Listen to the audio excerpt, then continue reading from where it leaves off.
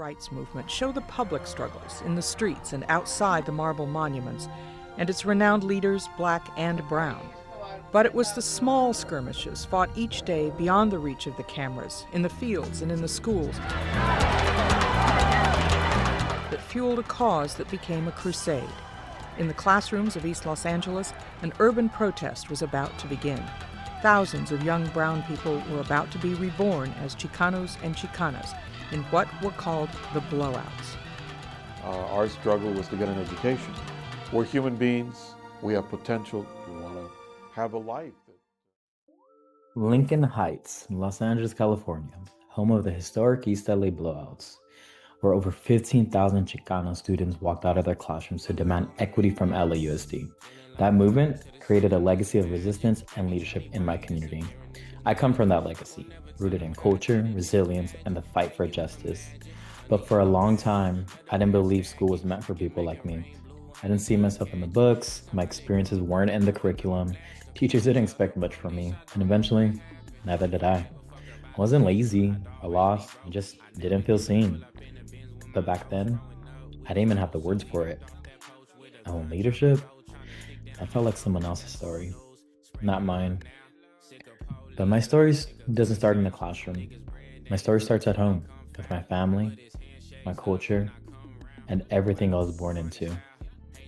My mom, Big China from Prometa Flats gang. She's sharp, protective, and proud of where she comes from. My mom was a former gang member. Well, I'd say former gang member. If you ask her, she'd tell you that's who she is and who she always will be. My dad, Cholo from Little West Side Trece, carried pain shaped by poverty, violence, and systems that never gave him a fair shot. And my oldest brother, Frankie, he became a father figure to me at a time when he was still finding his own way, rebuilding his life and stepping away from gang involvement. Brought me to community events, mentored me away from the path many expected us to follow. Our home life was loud, complicated, and filled with love that didn't look like TV families. We were raised to survive. Education wasn't really part of the conversation, but my mom still made sure I did my homework, even if she didn't have the tools to help me. She didn't know how to navigate the system, but she made sure I didn't fall through it. She taught me how to keep going when things fall apart, how to protect your people, even when you're tired, even when the world is being unfair. That was my first education. You see, resilience was in our blood. It didn't come from textbooks or test scores. It came from watching my family survive things that could have broken us. That kind of strength doesn't get extra credit, but it lives in how I lead every day. It wasn't some big moment that changed my life. No spotlight, no dramatic music, just one conversation. Ninth grade life skills class. Coach Lo, teacher and track coach, asked, "Hey Johnny B, what do you think of that Upper Bound presentation?" Shrugged. "Look cool, you're going fun trips." He said, "You should apply. It'll be good for you." Told him I didn't think college was for people like me. No one in my family had gone, but he just said, "Apply. I'll give you extra credit. You never know." That moment stuck with me. For the first time, someone saw potential in me, not a problem. I brought the application home. My mom saw that they wanted income info and immediately questioned it. "We ain't got it." "Ain't that enough?" Dude, we're on welfare and food stamp. She didn't trust things like that at all. But I told her, it's a program to help kids go to college. I really want to try. She called the number, asked her usual 1,000 questions, then smiled and filled it out. Turned it in the next day. That's when everything started to change. Upward Bound was the first place I could breathe. I didn't have to hide where I was from or how I talked. I felt seen. My advisors challenged me, supported me, and never asked me to leave my culture at the door. They taught me how to advocate for myself, how to ask questions, how to believe I belonged in spaces I had never seen anyone in my family walk into. Before Upward Bound, I thought being successful meant being less of who I was. I learned my story wasn't something to run from, it was something to own. Little by little, I stopped seeing myself as someone who made it out and started becoming someone who would reach back and bring others with him. That's when I realized I didn't just want to go to college. I wanted to change what college felt like for students like me. College felt like another world. I remember thinking, do I even belong here? Everything was so unfamiliar. How people spoke, how confident they were in class, how they dressed. I was figuring it out alone, carrying pressure no one else can see. I didn't know how to study. I barely even knew what a syllabus was, but I kept going. I joined Lambda Theta Phi Lateral Fraternity Incorporated and finally found my people.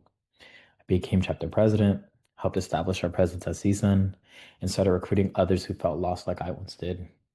I studied hard, asked for help, and little by little, I stopped surviving and started owning my place. That's when it clicked. I wanted to be a teacher, to be the one that I needed growing up, to build classrooms where students don't have to check their identity at the door. Teaching wasn't just about lessons, it was about connection. It was about disrupting the systems that decided who gets to succeed. I later joined the South Louisiana Coalition for Education. We organized and lobbied for underrepresented communities in Baton Rouge. It was a different place, but a familiar struggle. Despite the differences in our culture or our background, the fight for educational justice united us. You see, moving to Louisiana wasn't just about becoming a teacher or going to grad school. It was my way of becoming my own person, a chance to figure out who I was outside of survival, outside of the expectations, outside of the neighborhood that raised me. It was my attempt to do what my family and my homies couldn't: leave the hood. Now life has come full circle in a way that I never thought it would. From an unsure ninth grader at an Upward Bound presentation to becoming an Upward Bound director, leading programs for students just like I was. Now I'm the one walking into classes saying, "You should apply. It'll be good for you." And when I see that quiet kid in the back wondering if they belong, my answer is always yes. I lead with more than credentials. I lead with my culture, with urgency, and with heart. For many of our students, this program is more than an opportunity. It's a lifeline. I don't ask them to leave their stories behind. I ask them to bring it with them because our stories are powerful. Mine brought me here. Now, as a doctoral student, I'm not just reflecting, I'm building and transforming systems that once tried to define me. I know what it feels like to be underestimated, and I know what it means to be seen. And I've discovered my purpose now: to be the person I needed, to open doors for others like someone once did for me. In my current role, I have the privilege of representing my department at the Student Access and Success Leadership Meetings.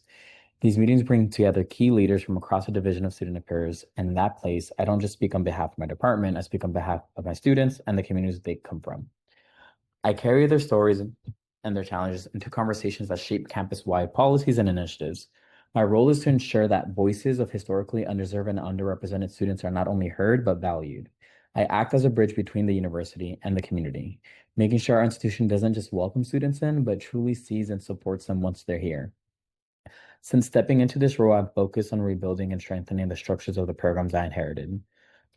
I've worked to ensure that they're not only effective, but culturally relevant and responsive to the communities we serve. That means redesigning curriculum, rethinking programming, and centering our students' lived experiences in everything that we do. Because for me, this isn't just about program management. It's about creating spaces where students feel seen, valued, and heard. I started this journey thinking school wasn't for people like me. My past didn't disqualify me from being a leader. It prepared me for it. I lead because of where I come from, and I carry my story forward. What I've learned is that transformation doesn't happen in isolation. It happens through community.